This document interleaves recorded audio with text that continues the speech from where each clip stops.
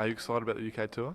No, I can't wait. There's something a bit special about playing cricket in England, particularly how strong they are at the moment. It's going to be a real challenge, I can't wait. I know there's a few boys who are travelling over there on their first trip, and it's just going to be a real eye-opener and a real challenge, and they're the two things that make for great tours.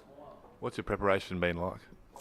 A little different, I guess. Spending 8 or 9 weeks in India and not playing much, so a lot of training. I guess I've had a mini pre-season over there, so I'll be looking to get over there. I have played a couple of seasons for Scotland in the Friends Provident Trophy over there, so hopefully that'll hold me in good stead and hit the ground running.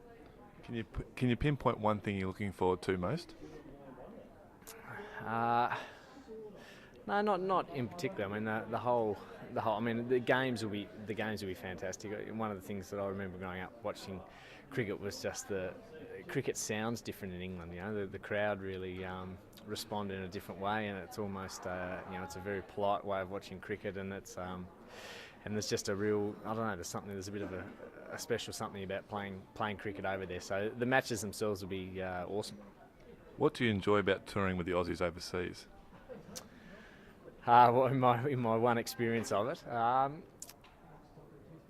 I guess touring anywhere with a team, it's that being together throughout the whole trip. So you get to know guys on a whole new level to what you would if you're just touring around Australia. I guess you become a second family. So getting to know guys really well and spending those times with them and experiencing new things. The West Indies was a pretty new experience, and I saw a lot of different things I hadn't seen before, and so to be able to share those with some of your closest mates was excellent.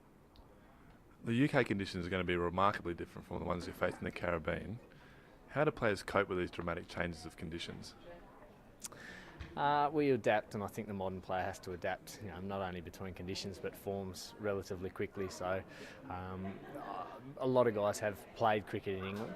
So you'll draw on that experience. I think the tour's been well set up in terms of a lot of training sessions and practice games before we come down to the big one-day internationals. So I think guys will certainly take the most out of that. And like anything, we do with the Australian team, there's certainly the effort that's put into preparing and training, so we are ready to go.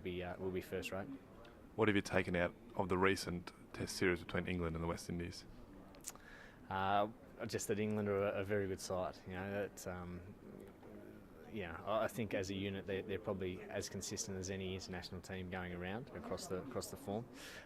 We've probably had the wood over them in one-day cricket in the past few years, and it'd be great to hold that over. But like us, I guess they would think that they're a pretty well-rounded, well-balanced team.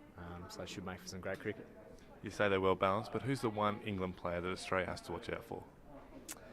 Well, I would have said Kevin Pietersen, but he's probably sitting out. So look, they're all dangerous. It's a dangerous game picking out one player. One player I'm really looking forward to facing is Graham Swan. I only had the opportunity to play him once in a county game, and that was before he actually played for England. And I thought he was tough work then. So with the added years' experience and no doubt his confidence of what he's achieved, he's going to be a handful. And what are our keys to success to win the series? As always, consistency, I think, right across the board, not having to rely heavily on one or two players, and just being able to play close to our best cricket as regularly as possible, which was probably something that we were a little up and down on in the West Indies.